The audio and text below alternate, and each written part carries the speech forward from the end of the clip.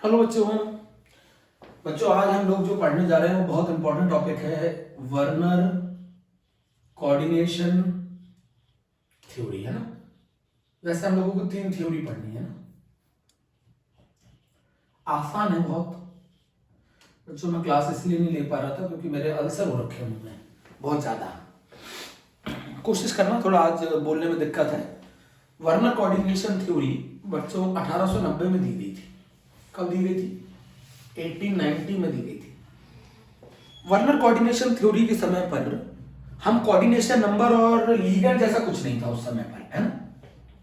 जब ये थ्योरी दी गई थी तब लीगेंड जैसा कुछ नहीं था, मतलब तब लीगेंड नाम नहीं दिया गया था, तब कोऑर्डिनेशन नंबर नाम नहीं दिया गया था, ठीक है। बेटा क्या होता था उस समय, सेंट्रल मेटल एटम की जो वैलेंसी है वो दो तरीके से सेटिस्फाइड की जाती थी। सेंट्रल मेटल एटम की वैलेंसी दो तरीके से सेटिस्फाइड की जाती थी। एक तरीके को क्या कहते थे? प्राइमरी वैलेंसी, और एक तरीके को कहते थे secondary valency. Central metal atom की वैलेंसी दो तरीके से सेटिस्फाइड की जाती थी। एक वैलेंसी को कहा जाता था प्राइमरी वैलेंसी, एक को कहा जाता था सेकेंडरी वैलेंसी। बहुत आसान है। प्राइमरी वैलेंसी जो है, अब मैं आपको हिंदी में भी लिख दूंगा, जिनके कारण ऑक्सीडेशन स्टेट आ रही है वो कहलाएंगे प्राइमरी वैलेंसी। जिनके कारण ऑक्सीडेशन स्टेट आ रही है, सेंट्रल मेटल एटम की ऑक्सीडेशन स्टेट जिनके कारण आ रही है उनको कहा जाता है उसकी primary valency. Primary valency is equal to the oxidation state, है ना, ऑक्सीडेशन स्टेट। जिनके कारण ऑक्सीडेशन स्टेट आ रही है वो कहलाते हैं प्राइमरी वैलेंसी। जिनके कारण कोऑर्डिनेशन नंबर आता है, जिनके कारण कोऑर्डिनेशन नंबर आता है उनको, सेंट्रल मेटल एटम का, उसको कहा जाता है उसकी सेकेंडरी वैलेंसी। उसको कहा जाता है सेकेंडरी वैलेंसी। बोलो, एग्जांपल की बात करते हैं। जैसे मान लो ये एक एग्जांपल ले लिया मैंने, CONH3 का होल 5 Cl, और ये बाहर ले लिया Cl2। मान लो CONH3 का, समझना ध्यान से ना, CONH3 का होल 6 Cl3। इसमें जो हमारा सेंट्रल मेटल एटम है वो कौन है? कोबाल्ट।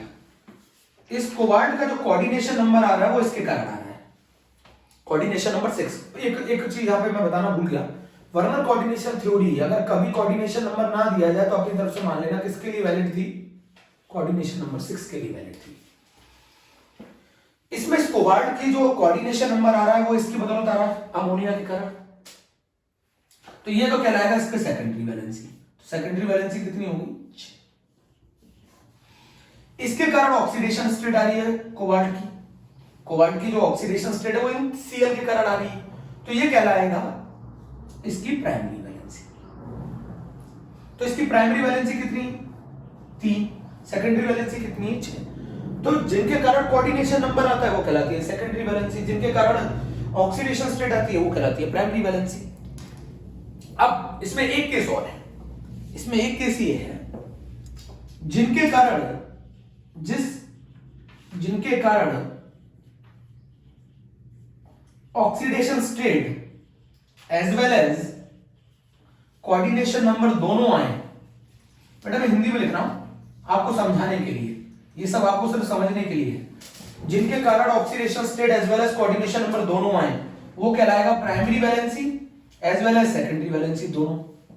जिनके कारण दोनों चीजें आती हैं वो दोनों की तरह बिहेव करते हैं, प्राइमरी वैलेंसी की तरह भी, सेकेंडरी वैलेंसी की तरह भी। अब जैसे तुम्हें समझ में नहीं आया, जैसे मान लो CONH3 का होल 5 है, ये Cl है और ये Cl2 है, ठीक है। NH3 तो न्यूट्रल लिगेंड है, ये क्या कहलाएगा? ये NH3, इसके कारण सिर्फ एक ही चीज आ रही है, इस NH3 के कारण एक ही चीज आ रही है, कोऑर्डिनेशन नंबर, तो ये कहलाएगा सेकेंडरी वैलेंसी। इन दोनों Cl के कारण सिर्फ एक ही चीज आ रही है, ऑक्सीडेशन स्टेट, तो ये कहलाएगा प्राइमरी वैलेंसी।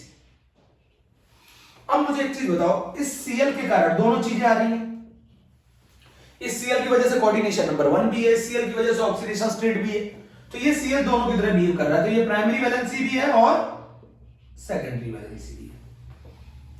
तो जिन स्पीसीज के कारण कोऑर्डिनेशन नंबर आता है वो कहलाती हैं आपका सेकेंडरी वैलेंसी, जिनके कारण ऑक्सीडेशन स्टेट आती है वो कहलाती है प्राइमरी वैलेंसी, और जो जिनकी वजह से कोऑर्डिनेशन नंबर भी आ रहा हो, ऑक्सीडेशन स्टेट भी आ रही हो, वो दोनों की तरह कहलाती है primary valency as well as secondary valency. आप इस चीज को नोट कर लीजिए पहले, ठीक है। इसी चीज को मैं पहले तो मैंने समझा दिया, पहले आप इसका स्क्रीनशॉट ले लो, फिर मैं आगे चलता हूं, ठीक है। तो जिस स्पीसीज के कारण कोऑर्डिनेशन नंबर आता है उसको कहा जाता है सेकेंडरी वैलेंसी, जिस स्पीसीज के कारण ऑक्सीडेशन नंबर आता है या ऑक्सीडेशन स्टेट आती है उसको कहा जाता है प्राइमरी वैलेंसी, और जिसके कारण दोनों चीजें आती हैं वो प्राइमरी वैलेंसी भी है, सेकेंडरी वैलेंसी भी है। चलो, तो सेंट्रल मेटल एटम की दो तरीके की वैलेंसी सेटिस्फाइड की गई थी। एक वैलेंसी को क्या कहा गया था, प्राइमरी वैलेंसी, एक वैलेंसी को क्या कहा गया था, सेकेंडरी वैलेंसी, है ना। अब इसमें मैं एक लाइन लिख रहा हूं, आप उसको नोट कर लेना। अब यहां पर मैं जो लिख रहा हूं वो ये है, species used in calculation, species used in oxidation number calculation, उनको क्या बोला जाएगा, आप लोग लिखेंगे species used in coordination number calculation, उनको क्या लिखा जाएगा, species used in oxidation number calculation as well as coordination number calculation, उसको क्या लिखा जाएगा, ये मैंने आपके लिए लिखा है।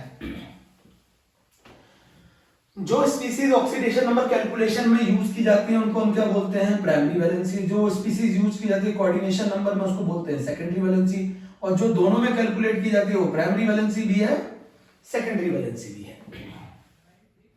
अब जरा मैं एक एग्जांपल समझाता हूं, CONH3 का होल 4 है ना, Cl2 और ये Cl, ये मैंने लिखा है। अगर मैं एक तरफ आपसे बोलूं, एक तरफ आप लिखो सेकेंडरी वैलेंसी, एक तरफ आप लिखो प्राइमरी वैलेंसी, तो सेकेंडरी वैलेंसी में हो गया 4NH3, है ना, प्राइमरी वैलेंसी में हो गया एक Cl माइनस, एक क्लोराइड हो गया। सेकेंडरी वैलेंसी में हो गए दो क्लोराइड, ये दो क्लोराइड सेकेंडरी वैलेंसी में भी है, और ये दो क्लोराइड ऑक्सीडेशन स्टेट में भी है। तो प्राइमरी वैलेंसी कितनी होगी बताओ, 3। सेकेंडरी वैलेंसी कितनी होगी, 6। अब बताओ इसमें ये जो NH3 है ये सिर्फ किसमें पार्टिसिपेट कर रहा है, कोऑर्डिनेशन नंबर में, तो ये सेकेंडरी वैलेंसी है। ये जो क्लोरीन है, ये बाहर जो है काउंटर आयन, ये किसमें पार्टिसिपेट कर रहा है, सिर्फ ऑक्सीडेशन स्टेट में, तो ये प्राइमरी वैलेंसी है। बट ये दोनों जो क्लोरीन है ये दोनों की तरह बिहेव करेंगे, प्राइमरी वैलेंसी भी और सेकेंडरी वैलेंसी। बात आसान सी थी। जो दोनों की तरह बिहेव करे, जिसके कारण ऑक्सीडेशन स्टेट भी आ रही हो, जिसके कारण कोऑर्डिनेशन नंबर भी आ रहा हो, वो प्राइमरी वैलेंसी भी है, सेकेंडरी वैलेंसी भी है। जिसके कारण सिर्फ ऑक्सीडेशन स्टेट आ रही है वो प्राइमरी वैलेंसी है, जिसके कारण सिर्फ कोऑर्डिनेशन नंबर आ रहा है वो सेकेंडरी वैलेंसी है। ठीक है,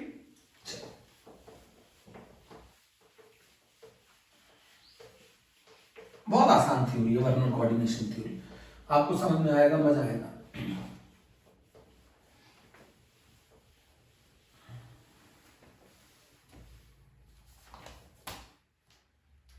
अब जैसे मान लो यहां पर एक और पॉइंट है प्राइमरी वैलेंसी के बारे में, प्राइमरी वैलेंसी के बारे में एक और पॉइंट है, और वो है प्राइमरी वैलेंसी नॉन डायरेक्शनल होती है, किसी भी डायरेक्शन में लग सकती है, और आयोनाइजेबल होती है। और प्राइमरी वैलेंसी जो सेटिस्फाइड की जाती है वो एनायनिक स्पीसीज से की जाती है। क्या मैंने सही लिखा है? प्राइमरी वैलेंसी नॉन डायरेक्शनल है, आयोनाइजेबल है, और ये किसके द्वारा सेटिस्फाइड, उस समय कैटायनिक लिगेंड रेयर थे, उस समय जो कैटायनिक लिगेंड थे वो बहुत मुश्किल थे, रेयर थे, तो उस समय सिर्फ ये माना जाता था जो प्राइमरी वैलेंसी है, जो ऑक्सीडेशन स्टेट आ रही है वो सिर्फ एनायनिक स्पीसीज के कारण आ रही है। अगर मैं बात करूं सेकेंडरी वैलेंसी की, सेकेंडरी वैलेंसी जो होती है बेटा, इसके कारण जो ज्योमेट्री आती है मॉलिक्यूल की, इसके कारण ज्योमेट्री होती है ना, तो ये डायरेक्शनल होगा, ये डायरेक्शनल होगा। सेकेंडरी वैलेंसी के कारण ज्योमेट्री आती है, ये डायरेक्शनल है, सही है। ये नॉन आयोनाइजेबल है, आपको अच्छी तरह मालूम है, ये नॉन आयोनाइजेबल है। स्क्वायर ब्रैकेट के अंदर जो प्रेजेंट होते हैं वो अपनी आइडेंटिटी लूज नहीं करते, ये नॉन आयोनाइजेबल है, इसके कारण ज्योमेट्री आती है, ये डायरेक्शनल है, समझ गए। एक और चीज, प्राइमरी वैलेंसी बताई जाती है डॉटेड लाइन से, सेकेंडरी वैलेंसी बताई जाती है सॉलिड लाइन से। सॉलिड लाइन से बताई जाती है सेकेंडरी वैलेंसी, डॉटेड लाइन से बताई जाती है प्राइमरी वैलेंसी। और जो प्राइमरी वैलेंसी और सेकेंडरी वैलेंसी दोनों की तरह काम करेगा उसको बताया जाता है बेटा solid line as well as dotted line. बहुत आसान है। प्राइमरी वैलेंसी आयोनाइजेबल होता है, अच्छा नॉन आयोनाइजेबल होती है। ये किस किस के द्वारा, सेकेंडरी वैलेंसी किस किस के द्वारा आती है, न्यूट्रल मॉलिक्यूल के द्वारा भी आ सकती है, न्यूट्रल मॉलिक्यूल के द्वारा भी आ सकती है। और सेकेंडरी वैलेंसी किस किस के द्वारा आ सकती है, एक तो न्यूट्रल मॉलिक्यूल के द्वारा आ सकती है, और किसके द्वारा आ सकती है, आयनाइनिक स्पीशीज के कारण आ सकती है।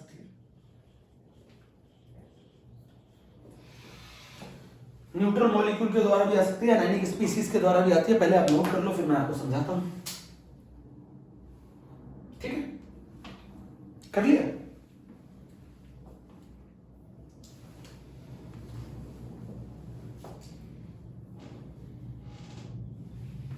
तब तक ये क्वेश्चन कर लेते हैं। मान लो ऐसा क्वेश्चन आ जाए MEn का होल ट्वाइस C2O4 है ना, क्वेश्चन पूछ रहा हूं इसमें ऑक्सीडेशन स्टेट कितनी होगी, नंबर 1, और इसके अंदर कोऑर्डिनेशन नंबर कितना होगा। मैंने ये क्वेश्चन पूछा है, करके बताओगे। दिख रहा है ना MEn का होल ट्वाइस। अच्छा ये बताओ En कैसा लीगेंड है, En एक बाइडेंटेड लीगेंड है ना, En एक बाइडेंटेड लीगेंड है। C2O4 कैसा लीगेंड है, C2O4-2, ये भी एक बाइडेंटेड लीगेंड है। एक बाइडेंटेड लीगेंड कितने कोऑर्डिनेट बॉन्ड बनाता है, 2, तो 3 बाइडेंटेड लीगेंड कितने कोऑर्डिनेट बॉन्ड बनाएंगे, तो कोऑर्डिनेशन नंबर हो गया 2 × 3, ये हो गया 6। एक बाइडेंटेड लीगेंड 2 कोऑर्डिनेट बॉन्ड बनाता है, तो 2 4 3 बाइडेंटेड लीगेंड कितने कोऑर्डिनेट बॉन्ड बनाएंगे, अच्छा तो कोऑर्डिनेशन नंबर आ गया 6। ये समझ में आया। एक EN 2 कोऑर्डिनेट बॉन्ड बनाता है, तो 2 EN कितने बनाएंगे, 4। एक ऑक्सिलेट 2 कोऑर्डिनेट बॉन्ड बनाता है, टोटल कोऑर्डिनेट बॉन्ड कितने होंगे, 6, तो उसी को कहते हैं कोऑर्डिनेशन नंबर। तो कोऑर्डिनेशन नंबर 6 आ गया है ना। ऐसे क्वेश्चन बोर्ड में आते हैं।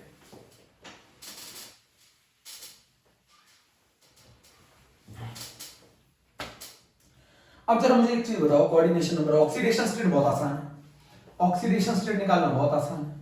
आप बोलोगे कैसे आसान है, बताता हूं। देखो ऑक्सीडेशन स्टेट, EN एक न्यूट्रल लीगेंड है तो चार्ज 0, ऑक्सीलेट एक नेगेटिवली चार्ज लीगेंड है -2, इसके ऊपर टोटल पे चार्ज 0 है, टोटल पे चार्ज 0 है।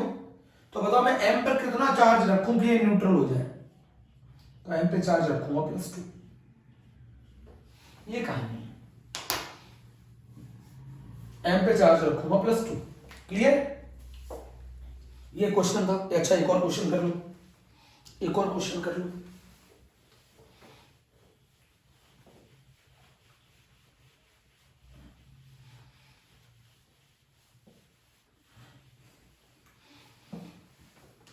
और वो क्वेश्चन ये है KTH C2O4 का होल 4 OH का होल 2 है ना, कोऑर्डिनेशन नंबर पूछ रहा है।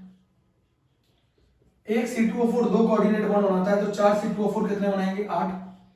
एक OH एक कोऑर्डिनेट बॉन्ड बनाता है, तो 2 OH से 2 बनाएंगे, तो टोटल कोऑर्डिनेशन नंबर आ गया 10। फॉर्मूले से निकालना तो कैसे निकालेंगे, oxalate is a bidentate ligand, कितने नंबर है, 4। OH is a monodentate ligand, कितना नंबर है, 2, तो आंसर आ गया 10। वैसे स्कूल लेवल पे कोऑर्डिनेशन नंबर कभी भी 6 से ज्यादा नहीं होता, बट ये अपने आप बना के पूछा गया क्वेश्चन है, समझ गए। वैसे हो सकता है, बट हमारे स्कूल लेवल में ऐसा कोई केस नहीं है जहां पर कोऑर्डिनेशन नंबर 6 से ज्यादा हो। अरे भैया है, बहुत आसान होता है। बाइडेंटेड लिगेंड, एक लिगेंड 2 कोऑर्डिनेट बॉन्ड बनाता है, 4 लिगेंड 8 बनाएंगे, एक OH 1 बनाता है तो 2 OH 2 बनाएंगे, 10 हो गए। अच्छा एक और एनसीईआरटी में क्वेश्चन दे रखा है, बोर्ड में आया है, आयरन 3 हेक्सा साइनो फेरेट 2, इसका कॉम्प्लेक्स बनाओ, बहुत आसान है। आयरन 3 मतलब बाहर है एक आयरन, आयरन 3 इसके ऊपर ऑक्सीडेशन स्टेट +3 है। हेक्सा साइनो Cn का होल 6, इस आयरन के ऊपर कितना चार्ज है? +2 बता रहा है। +2 -6, इस कॉम्प्लेक्स पे कितना चार्ज आएगा? -4 है ना। आयरन +3, इस पे -4, ये टोटल कंपाउंड न्यूट्रल है। अब ये न्यूट्रल तो हो नहीं रहा, इस पे +3 है, इस पे -4 है, तो -4 वाले को कितने से मल्टीप्लाई कर दो? 3 से। +3 वाले को कितने से मल्टीप्लाई कर दो? 4 से। तो ये कहानी बन गई Fe4 FeCN का होल 6 का होल थ्राइस, ये आंसर हो गया। ठीक है, बोलो। अब वर्नर कोऑर्डिनेशन थ्योरी की बात कर रहे थे ना। वर्नर कोऑर्डिनेशन थ्योरी में जैसे मान लो अगर मैं आपको इसका डायग्राम बोलूं, CONH3 का होल 6 Cl3, इसके इन 3 के कारण आ रही है सिर्फ प्राइमरी वैलेंसी, इन 6 के कारण आ रही है सेकेंडरी वैलेंसी। कोऑर्डिनेशन नंबर 6 में ऑक्टाहेड्रल शेप होती है,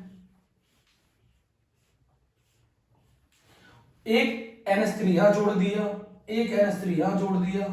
मैंने बोला था सॉलिड लाइन से बताते हैं सेकेंडरी वैलेंसी को, एक NH3 यहां जोड़ दिया, एक NH3 यहां जोड़ दिया, एक NH3 यहां जोड़ दिया। कितने NH3 जुड़ गए? 1 2 3 4 5 6 NH3 जुड़ गए। अब प्राइमरी सेकेंडरी वैलेंसी का काम खत्म। अब कौन सी वैलेंसी रह गई? 3 वैलेंसी प्राइमरी वैलेंसी। अब प्राइमरी वैलेंसी कहीं भी जोड़ दो, नॉन डायरेक्शनल होती है। एक Cl-, 2 Cl-, 3 Cl-, 3 Cl-, हो गया प्राइमरी वैलेंसी। चलो एक क्वेश्चन, एक डायग्राम बना लो, जल्दी से बनाया करो, टाइम नहीं है बेटा, है ना, जल्दी से बनाया करो, जल्दी से बनाओ। एक और क्वेश्चन करा रहा हूं, ये नोट कर लिया।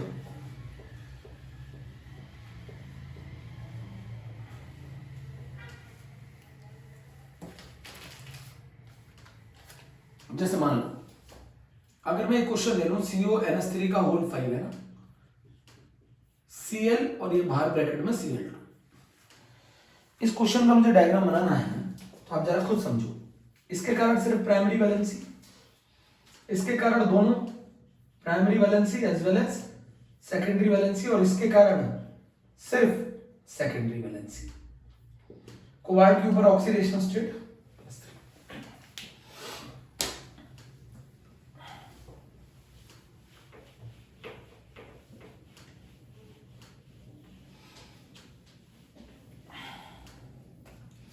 अब जैसे मान लो ये रहा, मैंने कोबाल्ट बना लिया और यहां पे +3 चार्ज लगा लिया। शेप कैसी होती है? ऑक्टाहेड्रल। अब ये बताओ 5 कोऑर्डिनेशन नंबर, 5 तो NH3 शो कर रहा है, 1 2 3 4 5। एक कोऑर्डिनेशन नंबर Cl- शो कर रहा है, Cl- है ना। अब ये दोनों का काम कर रहा है, ये दोनों का काम कर रहा है, ऑक्सीडेशन स्टेट का काम भी कर रहा है, कोऑर्डिनेशन नंबर का भी काम कर रहा है। तो solid line with dotted line. अब बचे कितने? 2 क्लोराइड, कहीं भी लगा दो।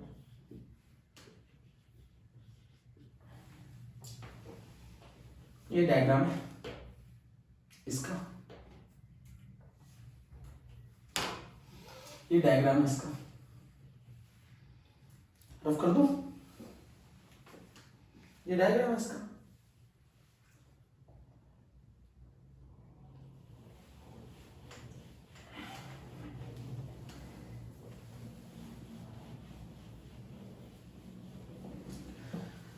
बच्चों कहानी में भी थोड़ा सा ट्विस्ट है।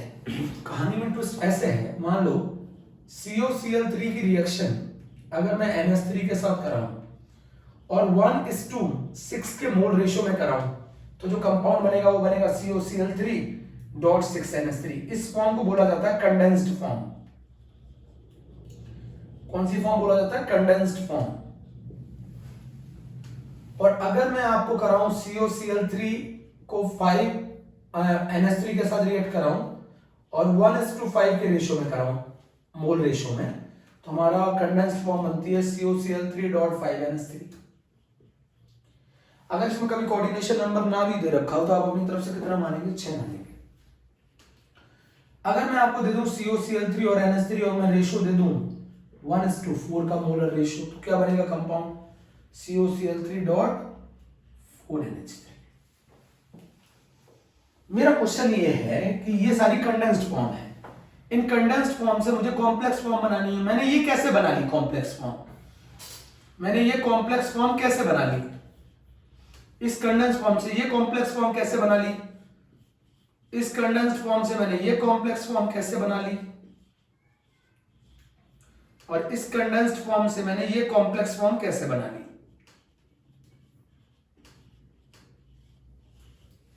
बताओ, दिख रहा है? मैंने इससे ये कैसे बना ली, मुझे कैसे मालूम चला कि इससे ये बनेगा। एक तो ट्रिक है, मैं बता रहा हूं, एक ट्रिक है। ट्रिक ये है, all neutral ligand behave as a secondary valency. और सारे न्यूट्रल लीगेंड सेकेंडरी वैलेंसी की तरह बिहेव कर सकते हैं, क्योंकि वो आयनाइजेबल होते नहीं, तो वो सारे सेकेंडरी वैलेंसी की तरह काम करेंगे। All neutral ligand will behave as a secondary valency, but इसमें एक ट्विस्ट है और वो है एक्सेप्ट व्हाट।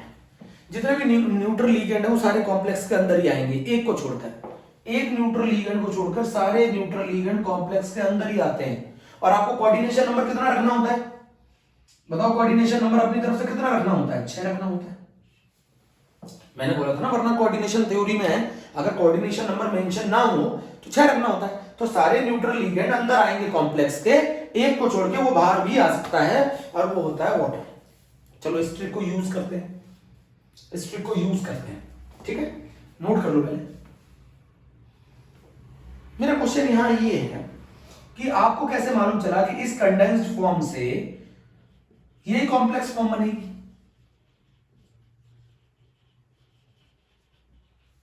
इस कंडेंस्ड फॉर्म से ये कॉम्प्लेक्स फॉर्म बनेगी, आपको कैसे पता चला? इस कंडेंस्ड फॉर्म से ये कॉम्प्लेक्स फॉर्म बनेगी, इससे ये बनेगी, इससे ये बनेगी, आपको कैसे मालूम चला? ट्रिक तो ये है, बट बेटा ऐसा नहीं है, ये सब एक्सपेरिमेंटली पता किया गया है। ट्रिक क्या है? ऑल न्यूट्रल लीगेंड जो होते हैं वो किसकी तरह बिहेव करते हैं, as a secondary valency, except water. Except water, water को छोड़कर सारे न्यूट्रल लीगेंड किसकी तरह बिहेव करते हैं, सेकेंडरी वैलेंसी। Coordination number 6। बेटा जितने भी न्यूट्रल लीगेंड है वो सारे कॉम्प्लेक्स के अंदर आएंगे, सिर्फ एक न्यूट्रल लीगेंड ऐसा है जो कॉम्प्लेक्स के बाहर आ सकता है, और वो कौन है, वाटर। चलो मैं एक समझाता हूं, एक एग्जांपल।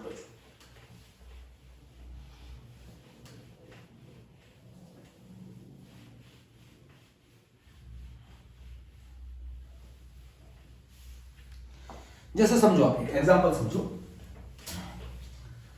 जैसे अगर मैं एग्जांपल की बात करूं, जैसे मैंने आपको दे दिया COCl3.6NH3, कोऑर्डिनेशन नंबर कितना रखना है, 6 रखना है। इस बार न्यूट्रल लीगेंड कितने हैं, बोलो कितने न्यूट्रल लीगेंड है, 6 न्यूट्रल लीगेंड है। कोऑर्डिनेशन नंबर कितना रखना है, 6। तो सारे न्यूट्रल लीगेंड अंदर ही आ जाएंगे, इन्हीं की बदौलत हो जाएगा CONH3 का होल 6, तीनों Cl बाहर चले जाएंगे। मान लो एक और केस दे दो, COCl3.5NH3 दे दो, कोऑर्डिनेशन नंबर कितना रखना होता है, 6।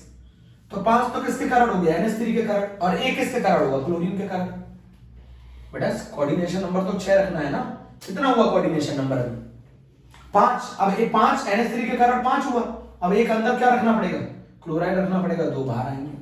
चलो मान लेते हैं, एक और ले लेते हैं, COCl3.4NH3। अब क्या होगा, CO, चारों न्यूट्रल लीगेंड अंदर भेज दिया, NH3 का होल 4। कोऑर्डिनेशन नंबर कितना हो रहा है, 4। अमोनिया जो है वो मोनोडाइटेड लीगेंड है। अब कितना कोऑर्डिनेशन नंबर कम पड़ रहा है, 2।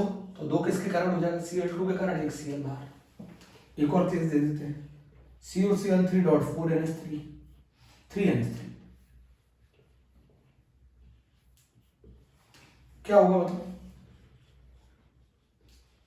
NH3 के कारण कोऑर्डिनेशन नंबर 3, अभी 3 की कमी और है, कौन पूरी करेगा, ये तरीका है अगर वाटर ना हो न्यूट्रल लिगेंड तो। अब वाटर हो गया तो फिर कैसे करेंगे जरा समझते हैं। पहले इतना कर लो, कोऑर्डिनेशन नंबर 6 रखना होता है। तो ये कौन सी फॉर्म हो गई, कंडेंस्ड फॉर्म हो गई, और ये कौन सी फॉर्म हो गई, कॉम्प्लेक्स फॉर्म हो गई। ट्रिक क्या हो गई, न्यूट्रल लिगेंड किसका काम करता है, सेकेंडरी वैलेंसी का, और कोऑर्डिनेशन नंबर हमें कितना रखना होता है, 6 रखना होता है। बट इसमें एक चीज फिट नहीं होती, कौन, वाटर कॉम्प्लेक्स के बाहर भी आ सकता है। समझते हैं, पहले इतना समझ लो, रफ कर दो।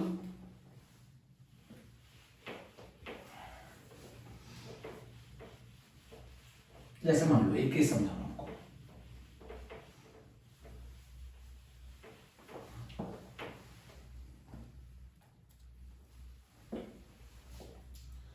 जैसे मान लो अगर मैं आपको दे दूं CrCl3.6H2, तो इसमें क्या क्या बन सकता है जरा चेक करते हैं। 1 2 3 4,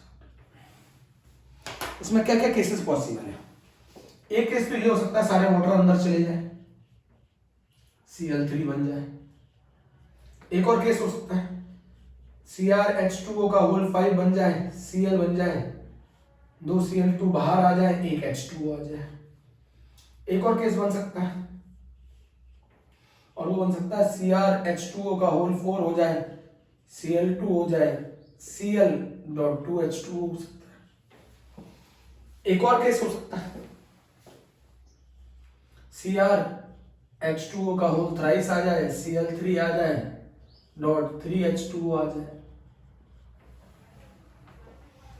ऐसा अमोनिया के केस में नहीं हो सकता। क्यों नहीं हो सकता, उसका रीजन ये है, अमोनिया के केस में इसलिए नहीं हो सकता क्योंकि ये जो वाटर मॉलिक्यूल होते हैं ना, ये वाटर मॉलिक्यूल ऑफ क्रिस्टलाइजेशन होते हैं।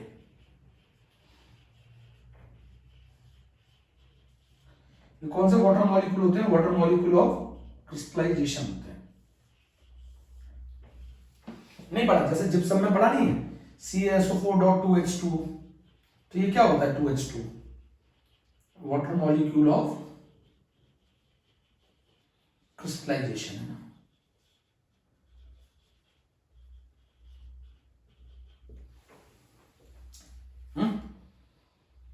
तो ये वाटर मॉलिक्यूल ऑफ क्रिस्टलाइजेशन कहां प्रेजेंट होते हैं, जनरली सॉल्ट में प्रेजेंट होते हैं। कहां प्रेजेंट होते हैं, सॉल्ट में प्रेजेंट होते हैं। सॉल्ट में क्या होता है, एक कैटायन होता है, एक एनायन होता है। Generally water molecule of crystallization के साथ प्रेजेंट होते हैं, सॉल्ट में प्रेजेंट होते हैं, जिसमें एक कैटायन होता है और एक एनायन होता है। तो ये वाटर मॉलिक्यूल ऑफ क्रिस्टलाइजेशन है, ये वाटर मॉलिक्यूल ऑफ क्रिस्टलाइजेशन है।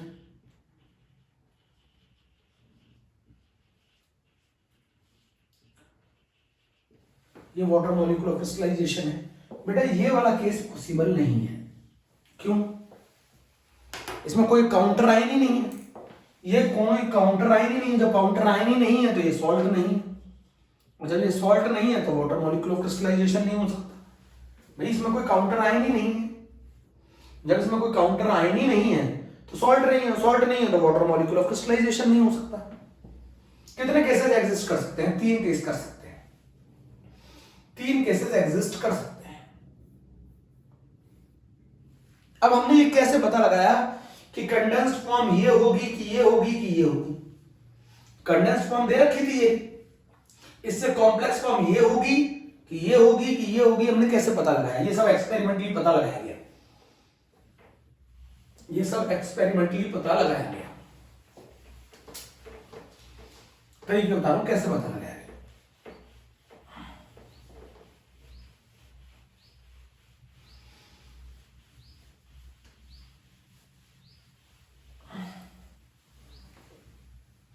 जैसा पहला एक्सपेरिमेंट करके पता लगाया गया, ये सब एक्सपेरिमेंटली पता लगाया गया। जैसे पहला तरीका एक्सपेरिमेंटली पता लगाया गया वो था कोलिगेटिव प्रॉपर्टीज। कोलिगेटिव प्रॉपर्टीज से पता लगाया गया। कॉलिगेटिव प्रॉपर्टी वो प्रॉपर्टी होती है जो नंबर ऑफ सॉल्यूट पार्टिकल्स पर डिपेंड करती है। ठीक है, कॉलिगेटिव प्रॉपर्टीज कौन कौन सी होती है जरा बताओ। Relative lowering of vapour pressure है ना, elevation in boiling point, third depression in freezing point, fourth osmotic pressure. इन कॉलिगेटिव प्रॉपर्टीज से हमने कैलकुलेट किया वेंट ऑफ फैक्टर। क्या कैलकुलेट किया? Van't Hoff factor. और वेंट ऑफ फैक्टर की मदद से हमने कैलकुलेट किए number of particles in the solution, number of particle in solution.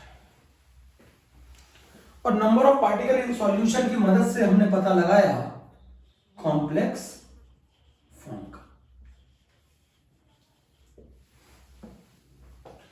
तो कैसे पता किया? कॉलिगेटिव प्रॉपर्टी की मदद से वेंट ऑफ फैक्टर पता लगाया, वेंट ऑफ फैक्टर की मदद से number of particle in solution पता लगाया, और उससे पता लगाया हमने कॉम्प्लेक्स फॉर्म का। मैं आपको हिंट देता हूं, कैसे। जैसे मान लो मैं आपको एक कंपाउंड दे दूं COCl3.6NH3। उन्होंने कहा कि मैं इसका अगर 1 मोल लूं और अगर मैं इसको एक्वस सॉल्यूशन में डालूं तो ये मुझे 4 मोल पार्टिकल दे रहा है। कितने पार्टिकल दे रहा है? 4 मोल। अब ये 4 मोल कैसे हो सकते हैं? 4 मोल कैसे हो सकते हैं बताओ? 4 मोल तभी हो सकते हैं जब 3 Cl बाहर जाएंगे। लिख लो आप। अब इसको आप तोड़ो इसे तोड़ो, तो ये टूटेगा CONH3 का whole 6 plus 3Cl minus, CONH3 का होल 6 प्लस 3 और 3Cl माइनस। तो इसमें एक हो गया कैटाइन, एक आयन तो ये हो गया, 3 आयन एनायन हो गए। टोटल आयन कितने हो गए? इसने क्या कहा, अगर मैं इसका 1 मोल लेता हूं और उसे एक्वस सॉल्यूशन में डालता हूं तो मुझे कितने मोल पार्टिकल मिलते हैं? 4 मोल। और 4 मोल तभी मिलेंगे जब 3 Cl बाहर होंगे। 4 मोल तभी मिलेंगे जब 3 Cl बाहर होंगे। समझे नहीं समझे? एक और एग्जांपल ले लेते हैं, समझेंगे धीरे धीरे समझेंगे। बोलो।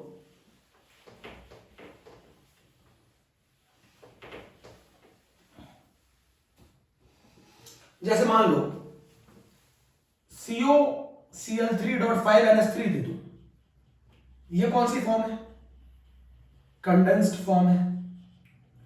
और वो कह रहा है कि अगर मैं इसके 1 मोल को एक्वस सॉल्यूशन में डाल दूं तो ये मुझे 3 मोल पार्टिकल देता है। तो 3 मोल पार्टिकल मुझे कैसे मिल सकते हैं? समझो, जब 2 Cl बाहर होंगे, 2 एनायन 1 कैटायन, तो इसका मतलब है 1 Cl अंदर गया होगा। जो Cl अंदर गया होगा वो आयोनाइजेबल नहीं होगा। तो बताओ इसे तोड़ो जरा। CONH3 का whole 5 Cl plus 2Cl minus, एक आयन ये हो गया, एक आयन ये हो गया, 2 आयन ये हो गए। टोटल मिला के कितने आयन हो गए? 3 आयन हो गए। चेक करो। एक तरीका तो ये है।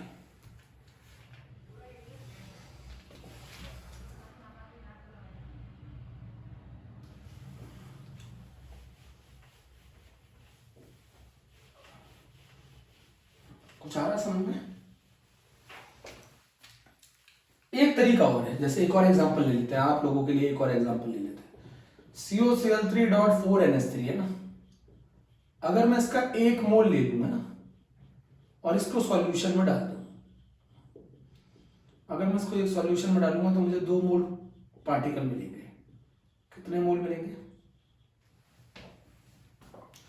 अब 2 मोल मुझे पार्टिकल कब मिल सकते हैं? जब 1 Cl बाहर हो, बाकी Cl अंदर हो।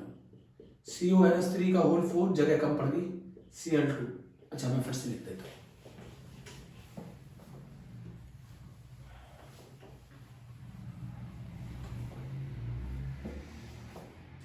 CO NH3 का होल 4 Cl2।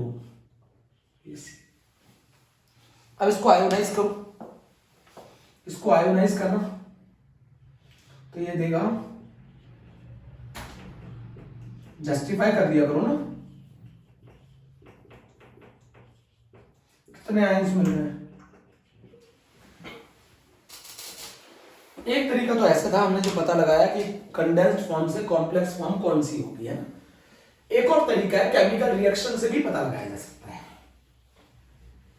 केमिकल रिएक्शन से भी पता लगाया जा सकता है। अब मैं आपको यहां कंसेप्ट समझा दूं। पहले केमिकल रिएक्शन से भी पता लगाया जा सकता है, जैसे मान लो मैं यहां लिख रहा हूं, जितने मोल, पहले ट्रिक लिख दो, जितने मोल AgCl के प्रेसिपिटेट होंगे उतने मोल क्लोराइड मिलेगा, और जितने मोल क्लोराइड मिलेगा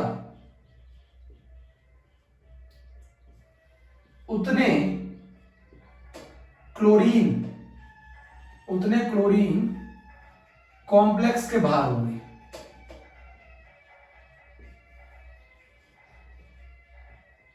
नोट कर लो,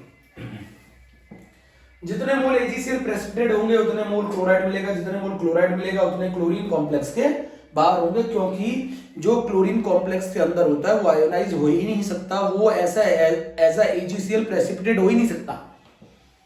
नहीं समझे? जितने मोल AgCl के प्रेसिपिटेट होंगे उतने मोल क्लोराइड मिलेगा, जितने मोल क्लोराइड मिलेगा उतने क्लोरीन कॉम्प्लेक्स के बाहर होंगे। जो क्लोरीन कॉम्प्लेक्स के अंदर होता है, जो क्लोरीन कॉम्प्लेक्स के अंदर होता है वो AgCl के फॉर्म में प्रेसिपिटेट नहीं होगा। क्यों नहीं होगा? वो क्योंकि वो क्लोराइड के फॉर्म में नहीं मिलेगा। ये कहानी है, लिखा। अब यहां पे कंसेप्ट को समझते हैं। जैसे मान लो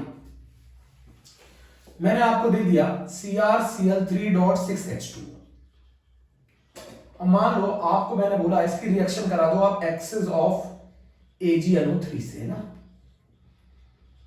और हमें मिल रहे हैं 2 मोल AgCl के प्रेसिपिटेट हो रहे हैं,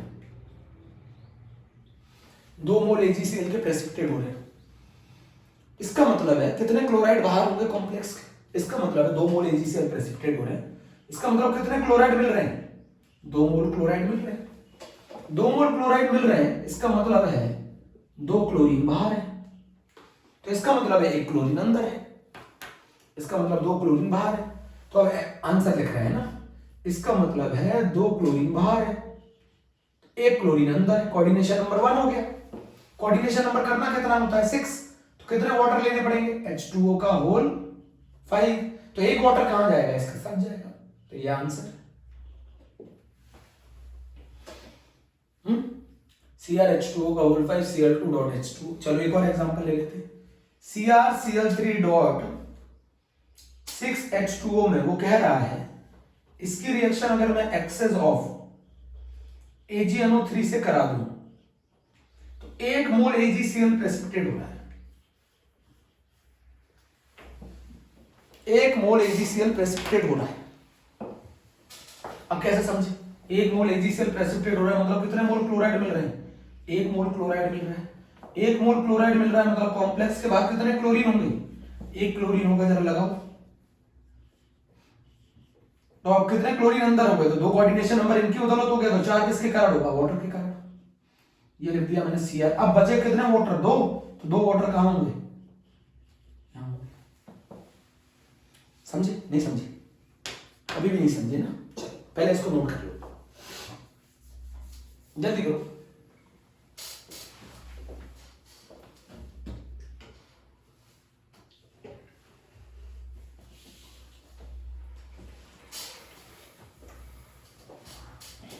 नोट कर लो।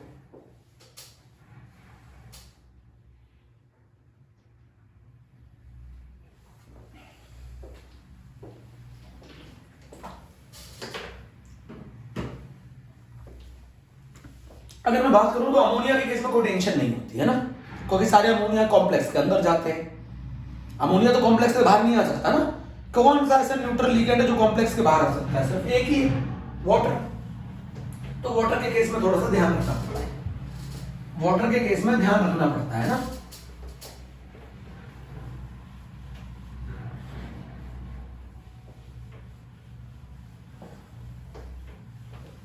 प्रैक्टिकली कैसे पता लगा कि चेक किया गया? ऐसे चेक किया गया ना, जैसे मान लो COCl3.6NH3 है, इसकी रिएक्शन एक्सेस ऑफ AgNO3 के साथ कराई, बताओ क्या बनेगा? इसमें वो लिख रहे हैं 3 mole AgCl precipitated, 3 mole AgCl precipitated, AgCl का कलर व्हाइट है। COCl3.5NH3 कॉम्प्लेक्स बना लोगे, excess of AgNO3 2 mole AgCl precipitated,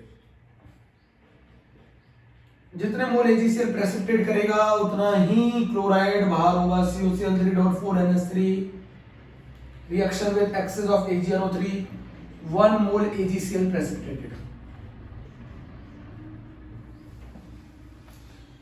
3 mole AgCl precipitated, 2 mole AgCl precipitated, 1 mole AgCl precipitated और COCl3.3NH3 कोई मोल्स प्रेसिपिटेट नहीं करेंगे। कॉम्प्लेक्स बना लोगे? बना। 3 मोल AgCl अगर प्रेसिपिटेट कर रहे हैं तो इसका मतलब कितने मोल क्लोराइड बाहर है? इसका मतलब कितने मोल क्लोराइड देगा? 3 मोल क्लोराइड देगा। 3 मोल क्लोराइड देगा मतलब 3 क्लोरीन कॉम्प्लेक्स के बाहर है, तो क्या बन गया कॉम्प्लेक्स? CONH3 का होल 6। फिर नहीं दिख रहा है, दिख नहीं रहा है ना, बना दो कॉम्प्लेक्स CONH3 का होल 6 Cl3। इसके केस में एक Cl अंदर होगा, CONH3 का होल 5 Cl। इसके केस में CONH3 का होल 4 Cl2, एक Cl बाहर। इसके केस में सारे Cl अंदर होंगे क्योंकि कोई मोल नहीं मिला, कोई AgCl प्रेसिपिटेट नहीं किया। ये नोट करना था आपको। 3 mole AgCl precipitate, 2 mole AgCl precipitate, 1 mole AgCl precipitate. एक और चीज एक्सपेरिमेंटली पता लगे,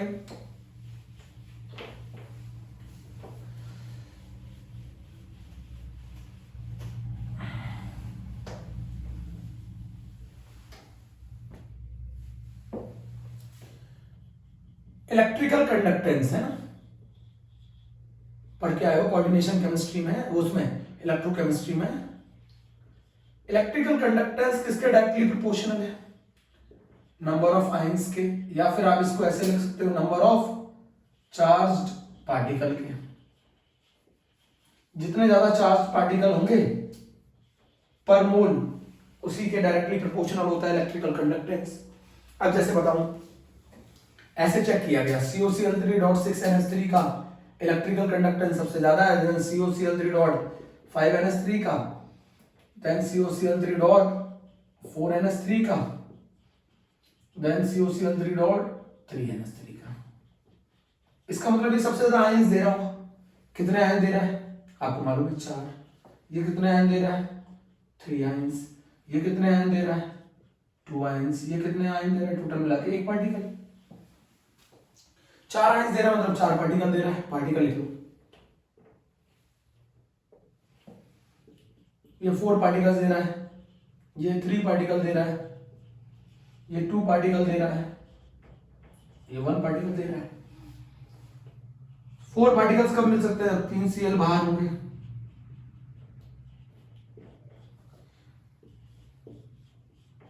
तीन पार्टिकल कब मिल सकते हैं? जब 1 Cl अंदर होगा, 2 बाहर होंगे। 2 पार्टिकल कब मिल सकते हैं? जब 2 Cl अंदर होंगे, 1 Cl बाहर होगा। और 1 पार्टिकल कब मिल सकता है? जब तीनों Cl अंदर होगा। मैंने वैसे ही बोला था सारे न्यूट्रल लिगेंड कॉम्प्लेक्स के अंदर होते हैं एक्सेप्ट वाटर। वाटर के केस में ध्यान रखना पड़ता है, वाटर के केस में ध्यान रखना पड़ता है। यहां पर हमारी कौन सा कंसेप्ट खत्म हो गया? वर्नर कोऑर्डिनेशन थ्योरी, है ना। वर्नर कोऑर्डिनेशन थ्योरी खत्म हो गई। लिमिटेशन पढ़ लेते हैं। जल्दी नोट कर लो, जल्दी नोट करो।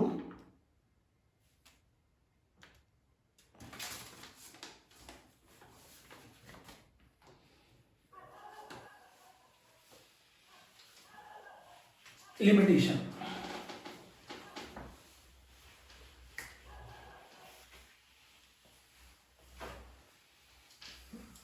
बच्चों लिमिटेशन ये है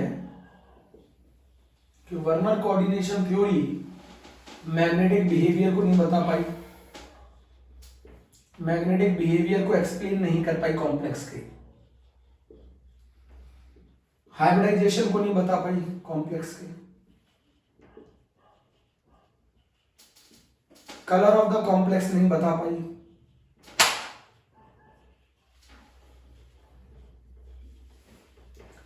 strong field ligand and weak field ligand के बारे में नहीं बता पाई। ये सारी लिमिटेशन है किसकी, वर्नर कोऑर्डिनेशन थ्योरी की। बच्चों यहां तक आपको करना है, ये मेरा टॉपिक वर्नर कोऑर्डिनेशन थ्योरी खत्म।